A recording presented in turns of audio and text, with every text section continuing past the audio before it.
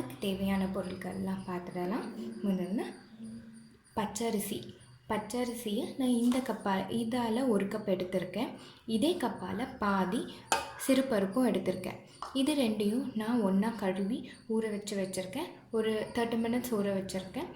ஒரு சிலர் என்ன பண்ணுவாங்கன்னா பச்சை பருப்பை வறுத்துட்டு போட்டிருப்பாங்க. அவங்கவுங்க விருப்பத்துக்கு ஏற்றபடி போட்டிருப்பாங்க. நான் இன்றைக்கி வெறுமே தான் ஊற வச்சுருக்கேன்.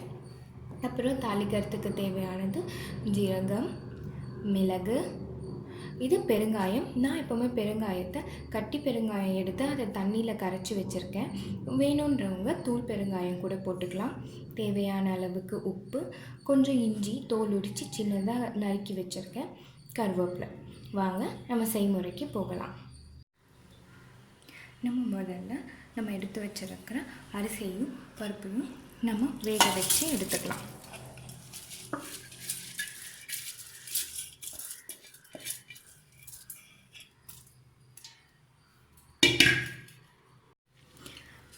நான் அரிசியும் பருப்புமா சேர்த்து 1.5 கப் இதில் வந்துருந்துச்சு.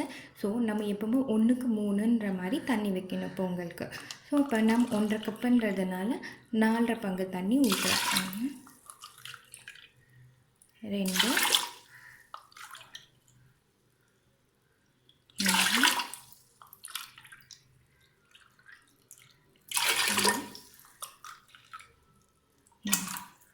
4 பங்கு தண்ணி ஊற்றியாச்சு. இப்போது இதில் நம்ம எடுத்து வச்சுருந்த பெருங்காயத்தை சேர்த்துடலாம்.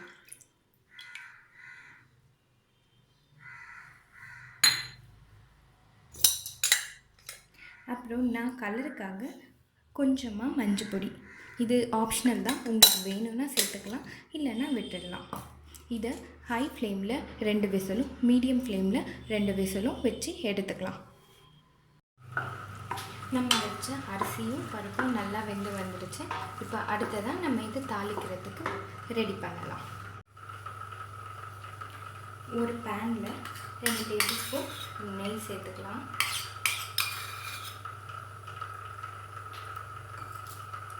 நெய் நல்லா உருகட்டும். நான் இது தாளிக்கிறதுன்றதுனால கொஞ்சமாக நெய் சேர்த்துருக்கேன். அதுக்கப்புறமா நம்ம இந்த தாளிப்பை நம்ம பொங்கலில் சேர்ந்த உடனே இன்னும் கொஞ்சம் நெய் சேர்த்து அவங்கவுங்க தேவைக்கேற்ற போல் நம்ம நெய் நல்லா காஞ்சிடுச்சு. இப்போ நம்ம இதில் எடுத்து வச்சோம்னா முந்திரி பருப்பை சேர்த்துக்கலாம். இப்போது இதில் மிளகை போட்டுப்போம். மிளகு நல்லா பொரிஞ்சு வெடியட்டும். நான் முந்திரி பருப்பை தனியாக ஒரு பாத்திரத்தில் மாற்றிட்டேன். ஏன்னா அது இதுலேயே வச்சிருந்தோம்னா மிளகு பொரிகிறதுக்குள்ளே அது காஞ்சி போயிடும்.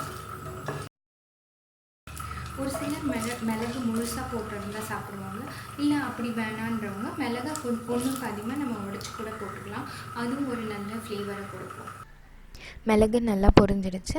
இப்போ நம்ம எடுத்து வச்சுருந்த சீரகத்தை சேர்த்துப்போம். சீரகம் நல்லா பொரிஞ்சதும் நம்ம வெட்டி வச்சுருந்த இஞ்சியை சேர்த்துப்போம். இஞ்சி சேர்த்து நல்லா வதக்கினதுக்கப்புறமா நம்ம எடுத்து வச்சுருந்த கருவேப்பிலையை இப்போ சேர்த்துப்போம்.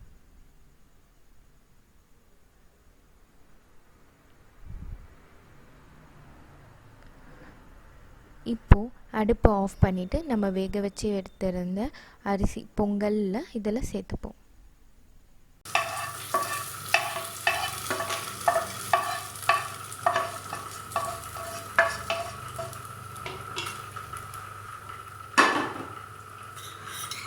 நம்ம தனியாக எடுத்து வச்சுருந்த முந்திரி பருப்பு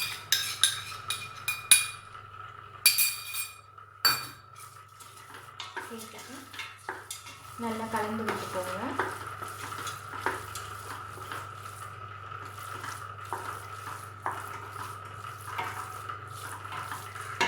நான் நிறைய பேர் முன்னாடியே அரிசி வேகும் போது உப்பு சேர்த்துருவாங்க.